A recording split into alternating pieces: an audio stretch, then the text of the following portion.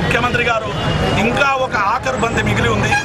ఆఖరి బంతితో నేను విప్లవాలు సృష్టిస్తాను, సమైక్యాంధ్రను కాపాడుకుంటానని మాట్లాడుతూ ఉన్నారు. కానీ ఒకే బాల్ ఉంది, పరుగులు చేయాల్సినవి 10 ఉన్నాయి. ఒక బాలుకు 10 పరుగులు క్రికెట్లో ఎక్కడ కూడా లేవు. కిరణ్ కుమార్ రెడ్డి గారు కేవలం అన్ని వికెట్ల చివరకు ఒకే బంతి ఉంటే ఆ బంతితో మహా కొట్టగలిగితే, దేహదారుఢ్యమైన మనిషి కొట్టగలిగితే, ఎదురుగా ఎవడు అందుకోకుండా రాచమార్గం ఉంటే కేవలం 6 పరుగులు మాత్రమే వస్తాయి.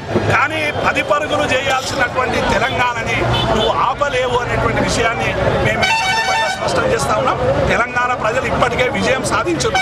కాంగ్రెస్ ప్రకటన ద్వారా విజయం సాధించరు, యూపీఏ ప్రభుత్వ ప్రకటన ద్వారా విజయం సాధించరు. బెంబేలెత్తుతున్న ఆంధ్ర నాయకుల ముఖాలు చూస్తేనే ఇవాళ తెలంగాణ సాధ్యమైపోయిందనేటువంటి విషయాన్ని మేము స్పష్టం చేస్తా ఉన్నాం. అందుకే విభజన అనివార్యం. ఈ ప్రజాస్వామిక పోరాటానికి అడ్డు రాకుండా విభజనకు సహకరించాల్సిందిగా మేము ఆంధ్ర ఉద్యోగుల్ని అలాగే ఆ సీమాంధ్ర నాయకులకు అందరికీ కూడా విజ్ఞప్తి చేస్తా ఉన్నాం.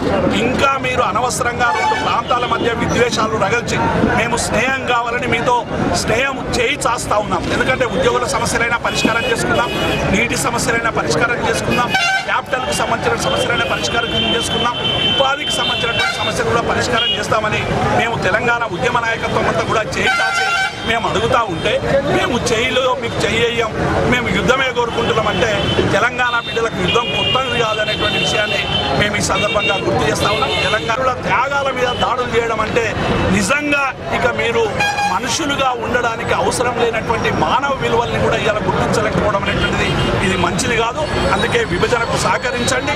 తెలంగాణ ఆంధ్ర 2 రాష్ట్రాలు కలిసి అభివృద్ధి కావడానికి అవసరమైనటువంటి ఒక మార్గాన్ని ఎంచుకుందామని వాళ్ళకి విజ్ఞప్తి చేస్తూ 29న సకల జన సదస్సుకి లక్షలాదిగా తరలిరండి, లక్షలాదిగా గొంతు నింపండి.